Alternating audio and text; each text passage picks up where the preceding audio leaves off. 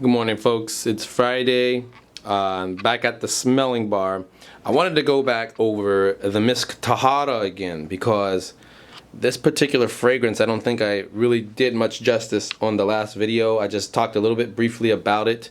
But I usually talk about my experiences with fragrances, and that's one thing that I didn't get a chance to do with the Misk Tahara.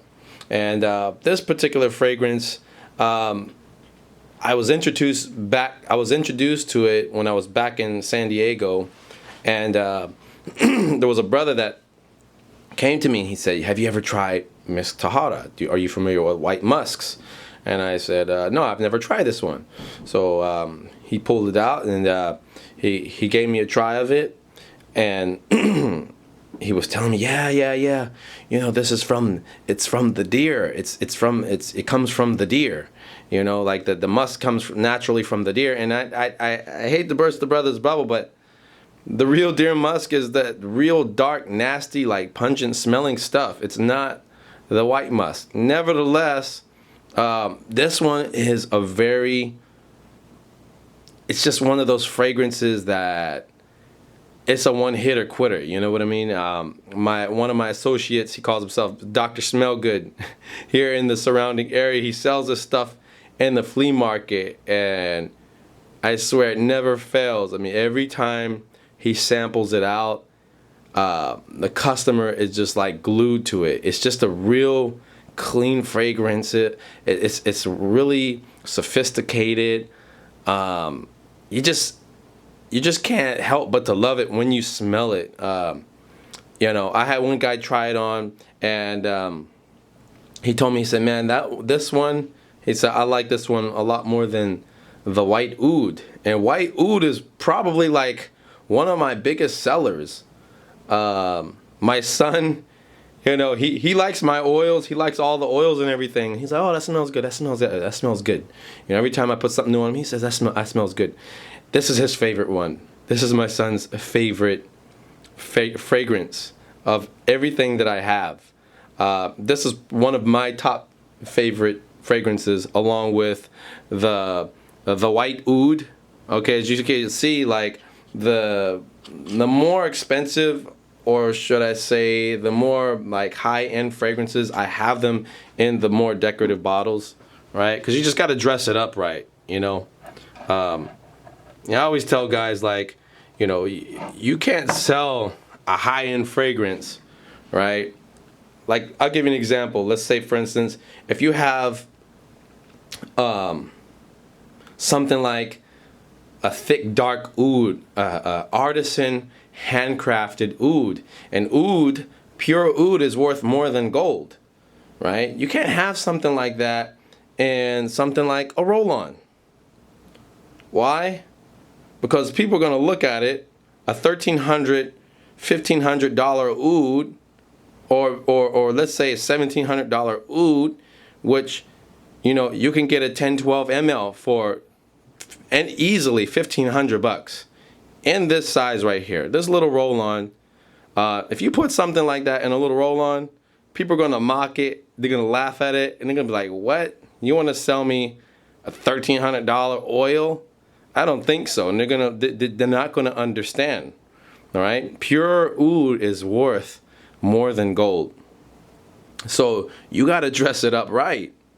You gotta dress it up. You gotta suit it up, if you will, right? So this is kind of like one approach that I take, and this all goes back to re-innovating the oil business, because we're not, like I try to tell some of the guys that I talk with over the phone, you know, we're not in 1980s anymore. Like, you can't, like, sell everything in these inexpensive bottles. Like the designer types and stuff like that, okay, fine, you know.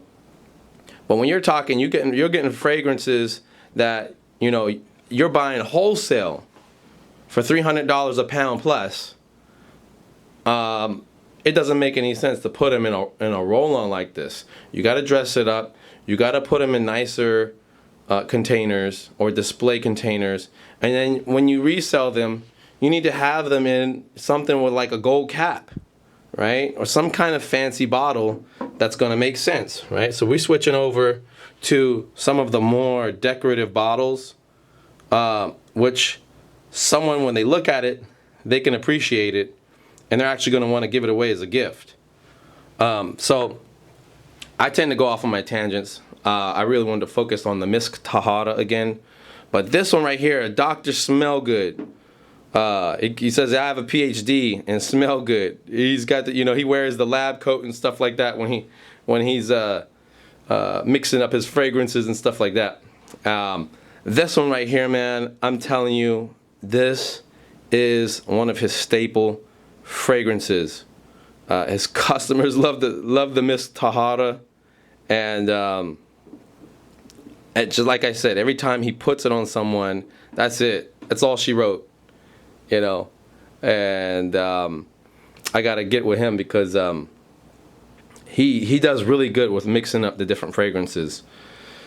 But this one, like I said on my previous video, it's going, I believe, for $13.99 on the website. You won't regret it, folks. This one is a clean, nice fragrance. It sticks on you, stays on you. It's just a really pleasant smell. The brothers from the UK that are like hooked on this stuff, like the one brother's like, man, when you get it, let me know. I'm ready to get a few pounds of it, because it's just something that I can't explain, man. You just got to try it. You got to try it. But so far so good. I've got some other different fragrances coming, like the red Indian musk. The Misk Abiad, I didn't have that in wholesale. I will have that in wholesale now. And I forget what other fragrances, but I got some other things coming. We're going to be doing some more reviews on a lot of different fragrances, like some of the other imports that I have, because I got a gang of different imports in, but I haven't gone over any of them in terms of reviews. So check again. We're kind of like on a goal to do 100 videos in 100 days. Now, if it's going to be one video every day until 100 days comes up, I don't know. But if I get a chance, I'll be doubling up videos every day. And we'll see where it goes from there. But until then, folks, you got to try this one. You got to try the Misk Tahara, man. I'm telling you. This stuff is just clean.